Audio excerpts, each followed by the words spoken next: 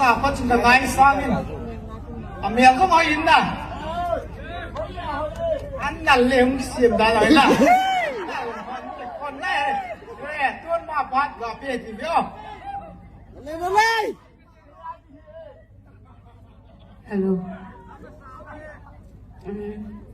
tulkai karok zolo di ngin ke zong le ko sadi pon kaloi tamin arok dinga ki ko sadi ma umana isi ke yu khung rok hi no leng ko sadi pon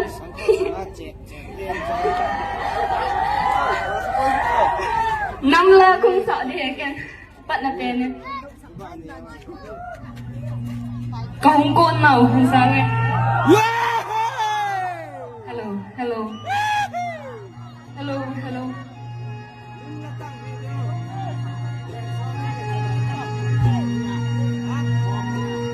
ai hết đúng gì vô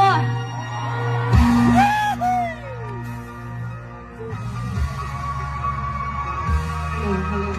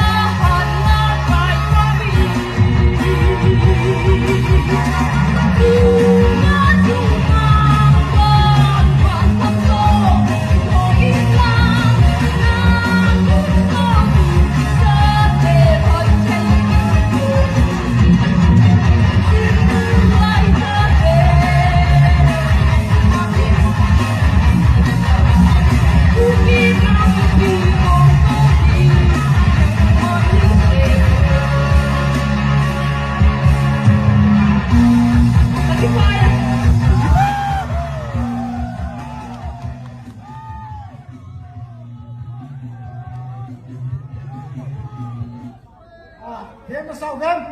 Baby! Ngomong sini nak. Kuan lasa hargai hari usung ni le price of donai ni diuntin. Bao bên kem lắm lắm không gầy chỗ. Mimi ni dah ni ni nak làm sống sau leo nak. Koi mon nó cái mình đều nhìn ta. Sini tu dah mulai lang sih kita koi mon ni. Kagian dok hati tinggi nomin nak. Laya lam tayo. Laya zanti le kontak ni jiwa tu kalau itu kau bagai sele. Bila kita lele zanti ni kita. Kenapa? Bet kau minta ni. Tu saya cakap nak baca muka kagian le. Kita. Kenapa? Itu namsi lo ringa. Bila kau masa ni kan aku artis saya jelas ni saya kata kau nak ni ini esok tu price of dollar ni esok tuอยู่ที่นานและสักงานกงชุกขนาดกงกับที่ชุกันสี่กงเก็บดูเห็นมีสเกลินทำยิ้วนะมีสเกลินทำยิ้วชัวและสักเย็นก็หิติเฟ้อ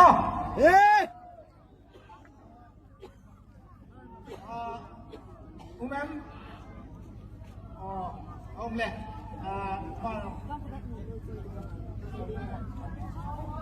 Video no masana ben.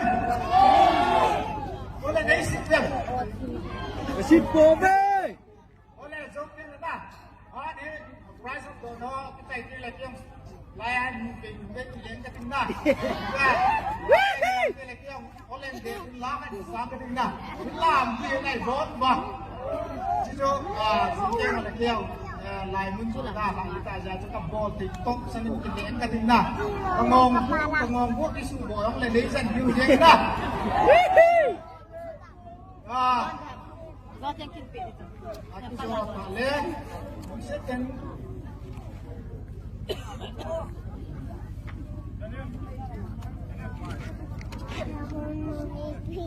puni volleyball dalam bol ni sok sejo of dona so tin ni bien bisa cho khắp các lối qua mồi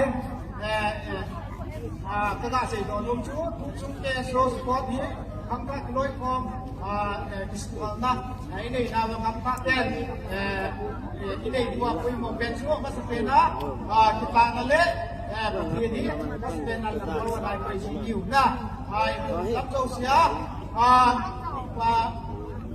Matian usun, matian ni ay chỉ là công ty của này thì mà na, matian ni suốt mình đầu tư sang cái mà matian họ còn đầu tư cho, thì là đó, tôi ấy đi cái gì, aku cek apa yang sebelum, tuhen, akhirnya lah dingin dun sakai, thằng nhiêu, gak kau tu dia.